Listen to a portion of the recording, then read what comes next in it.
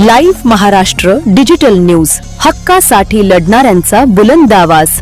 जिंतूर पंचायत समिति में महिलाओं का नेतृत्व, भाजपा की बिन विरोध जीत। परभणी जिले के जिंतूर पंचायत समिति में सभापति पद पर अयोध्याताई किशोर खिस्ते तथा उपसभापति पद पर सोनालीताई माधव दराड़े का बिन विरोध चयन किया गया। ये चयन परभणी जिले की पालक मंत्री तथा विधायक सौ मेघना दीदी साकोरे बोर्डीकर और भाजपा के वरिष्ठ नेता व पूर्व विधायक रामप्रसाद बोर्डीकर के नेतृत्व में हुआ। इस अवसर पर नवनिर्वाचित पदाधिकारियों का पुष्पगुच्छ देकर स्वागत कर उन्हें शुभकामनाएं दी गईं। कार्यक्रम में पंचायत समिति सदस्य तहसीन देशमुख, शिवशंकर तमशेटे, अमोल भवरे, प्रदीप धुमार और आकाश धानोरकर सहित भारतीय जनता पार्टी के कई कार्यकर्ता बड़ी संख्या में उपस्थित रहे। नवनिर्वाचित सभापति और उपसभापति ने सभी का आभार व्यक्त करते हुए जिंतूर पंचायत समिति क्षेत्र के विकास के लिए पूरी निष्ठा से कार्य करने का भरोसा दिलाया। आता भारतीय जनता पक्षाच्या संदर्भामध्ये परभणी जिल्ह्यात सांगायचं झाल्यास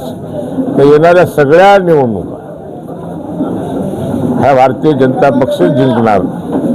भारतीय जनता पक्षाचा झेंडा लागणार आणि यावेळेस सुद्धा जिंतूर, सेलू, पूर्णा या तीन पंचायत समित्या भाजपच्या झेंड्याखाली आल्यात आणि बाकी ठिकाणी सुद्धा कुठं उपसभापती, कुठं सभापती अशा पद्धतीचं तडजोडी झालेल्या आहेत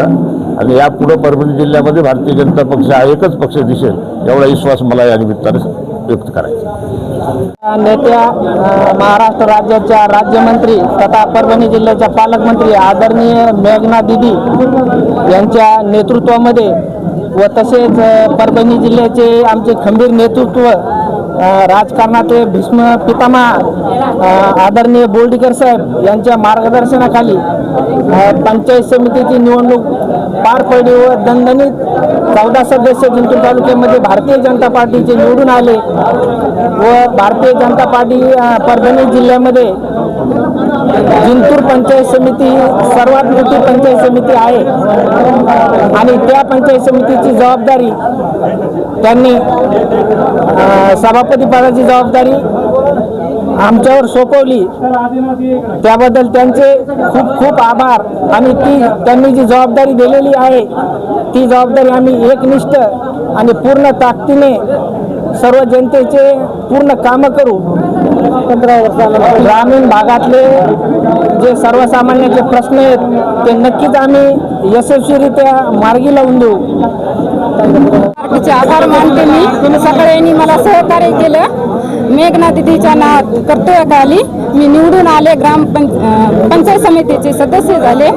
सभापती झाले आणि धन्यवाद देऊ शकतो। 15 वर्षानंतर भारतीय जनता पार्टीचं जिंतूर पंचायत समिती येथे 15 वर्षाचा वनवास संपून आज सभापती व उपसभापती हे भारतीय जनता पार्टीचे झालेले आहेत आणि आज आमच्या नेत्या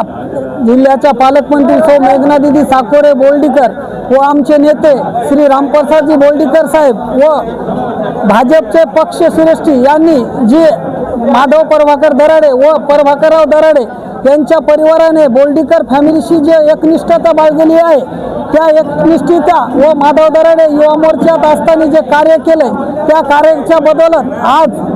माझी पत्नी सोनीताई माधव दराडे यांना पंचायत समिती येथील उपसभापती पद दिलेलं आहे आणि मी आपल्याला सांगू इच्छितो की एक निष्ठा